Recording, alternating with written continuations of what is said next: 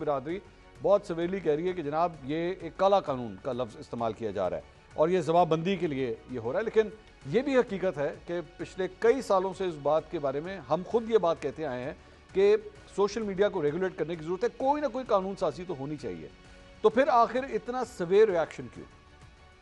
شکریہ منصور. اور پہلے تو یہ کہ صرف یہ صحافی برادری نہیں کہہ رہی، خود مریم نواز بھی کہہ چکی ہیں کہ سوشل میڈیا یا میڈیا کو ریگولیٹ کرنے کے اوپر تو وہ بلیو ہی نہیں کرتی ہیں. آپ نے ان کی پچھلی تقریر کے کچھ کلپس آج کل بڑے وائرل ہوئے ہیں دیکھے ہوں گے، جس میں وہ بتا رہی ہیں کہ کوئی بھی ایسی حکومت جو کہ جعلی مینڈیٹ کے اوپر آئی ہو وہ کبھی بھی ایسی قانون سازی نہیں کر سکتی جو عوامی مفاد میں ہو. بڑی زبردست انہوں نے وہ تقریر کی تھی، نہ جانے کس سن میں کی تھی، اب کی تو نہیں ہے لیکن وہ آج کے حالات میں بڑی ریلیونٹ ہے. تو پہلی چیز تو یہ کہ اس بات پہ تو سب اتفاق رکھتے ہیں کہ جب بھی اس قسم کے سخت قوانین بنائے جاتے ہیں تو اس کا مقصد تو یہی ہوتا ہے عام طور پر کہ آپ نے صحافیوں کی زبان بندی کرنی ہے، جو لوگ بھی آواز اٹھا رہے ہیں چاہے سوشل میڈیا پر ان کو دبایا جا رہا ہے. سخت کس طرح کہہ رہی ہیں آپ؟ سخت یہ قانون مطلب اس کو ہلکا کر دیں تھوڑا سا؟ نہیں میں سیریسلی کہہ رہا ہوں، مطلب اگر اس کو ہلکا کر دیں تب ایکسیپٹیبل ہے. وہ بہت دیکھیے ہلکے سے کیا مراد ہے، ابھی 30 لاکھ کا جرمانہ ہے نا، 30 لاکھ ہے، اس کو 5 لاکھ کر دیں تب ہو جائے گا. بیسک پرابلمز ہیں بہت ساری جس کے اوپر ڈیٹیل میں بات ہو سکتی ہے اگر وقت ہو، لیکن 2-3 مین چیزیں ہیں کہ یہ ڈیسائیڈ کرنا کہ جی آپ صحافی ہیں یا نہیں ہیں، آپ نے یہ بات کی ہے یا نہیں، آپ سورس ڈکلیئر کریں اپنا، اور پھر اس کے بعد آپ پہلے تو یہ کہتے تھے کہ جی آئینی عہدوں پر آپ نے تنقید نہیں کرنی یا آپ نے افواج پاکستان اور چند اداروں پہ تنقید نہیں کرنی، اب آپ نے اس میں حکومت کو بھی شامل کر لیا ہے، اب آپ نے ہر کسی کو اس میں شامل کر لیا، سارے مقدس گائے بن جائیں اور کوئی کسی کے اوپر تنقید نہ ہو سکے. اور پھر سب سے بڑا پرابلم جو صحافیوں کو ہے جس بات سے وہ یہ ہوتا ہے کہ آپ سورس ڈکلیئر کرنے کے اوپر کسی صحافی کو کبھی بھی مجبور نہیں کر سکتے کسی پوائنٹ کے اوپر بھی. اور اسد دور والا جو ابھی کیس تھا جس میں وہ کافی دن بند رہے ہیں، ان کو مستقل پریشرائز کیا جاتا رہا ہے کہ وہ اپنا سورس ڈکلیئر کریں، جو کہ انہوں نے نہیں کیا اور نہ انہیں کرنا چاہیے تھا.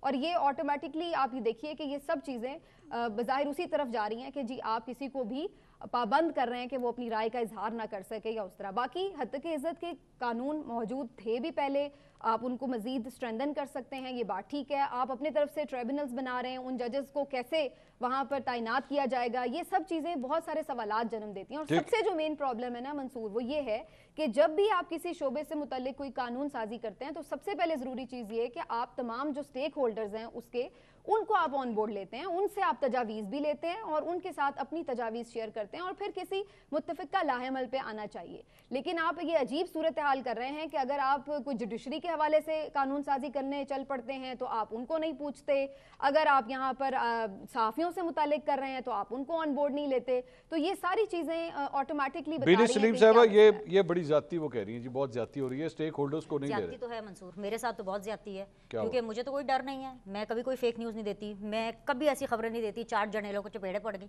میں کبھی ایسی خبر نہیں دیتی کہ چیف جسٹس آؤٹ ہو گیا، میں کبھی ایسی خبر نہیں دیتی. اور میں بالکل اس بارے میں اوپن ہوں، کھل کر کے جس نے جو کام کرنا، میں شور ہوں آپ کے بارے میں بھی، آپ گارنٹی لیں یا نہ لیں، میں آپ کے بارے میں شور ہوں. جس منصور علی خان کو میں جانتی ہوں وہ بھی غلط خبر نہیں دیتا. بالکل یہ ناانصافی ہے میرے اور آپ کے ساتھ، کیونکہ یہ جو قانون ہے اس نے گدھے گھوڑوں کے اندر جو فرق ہے نا اس کو کرنا ہے. آپ مجھے خود بتائیں کتنے ایسے ولاگرز ہیں، کتنے ایسے یوٹیوبرز ہیں جو کہ کہتے ہیں کہ آرمی چیف کا پلان پتہ چل گیا.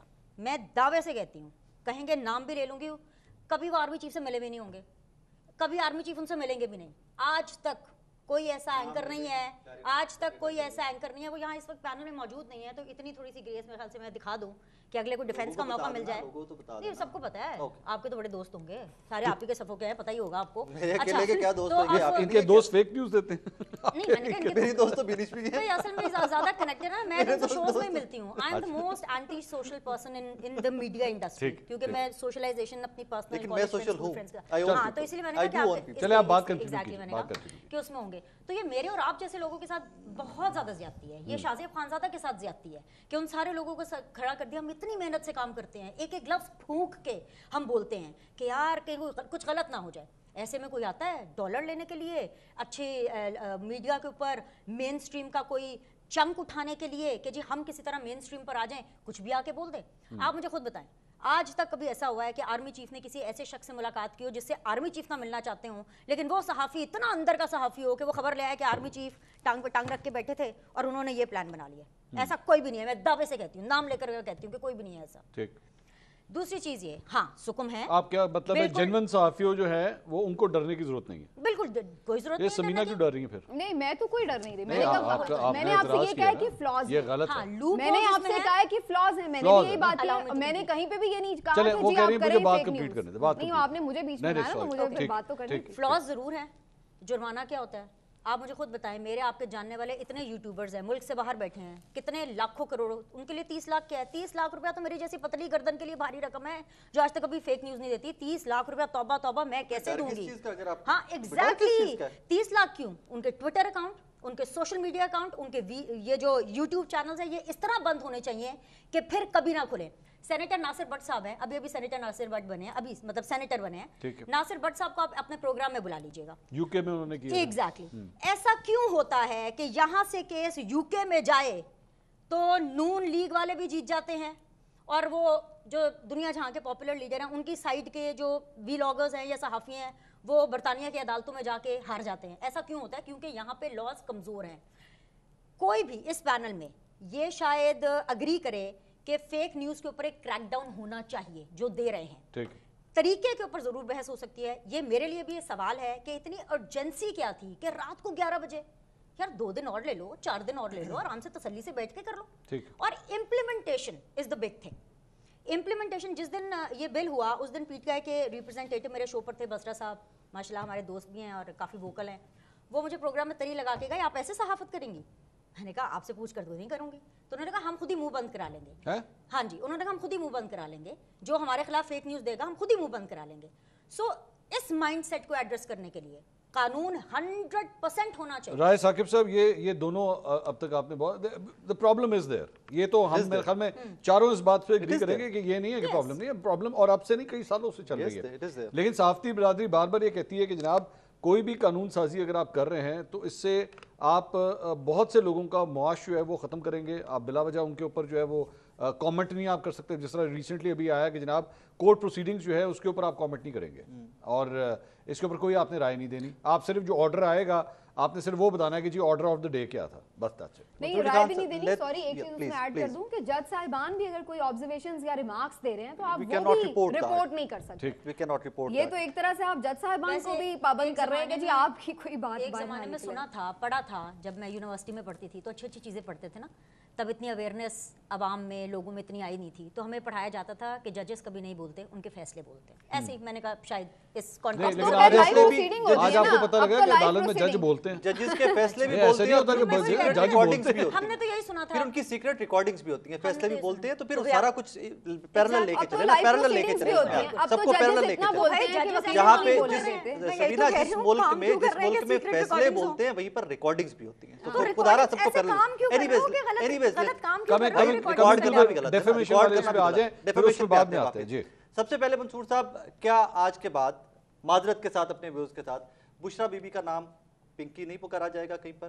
क्या फरा साहिबा का नाम फरा गोगी नहीं पुकारा जाएगा? क्या उनके पास भी हक हासिल होगा? नहीं पुकारा जाना चाहिए, नहीं जाना चाहिए ना। अगर वो समझती है कि ये मेरी इंसल्ट है तो नहीं पुकारा जाना चाहिए। और इंसल्ट करने के लिए ये नाम साथ लगाए जाते रहे ना। और एट द सेम टाइम क्या ऑनवर्ड मौलाना साहब का नाम डीजे बिल्कुल नहीं पुकारा जाना चाहिए। तब भी कहते रहे कि गलत है, तब भी कहते रहे गलत है, नहीं पुकारा जाना चाहिए।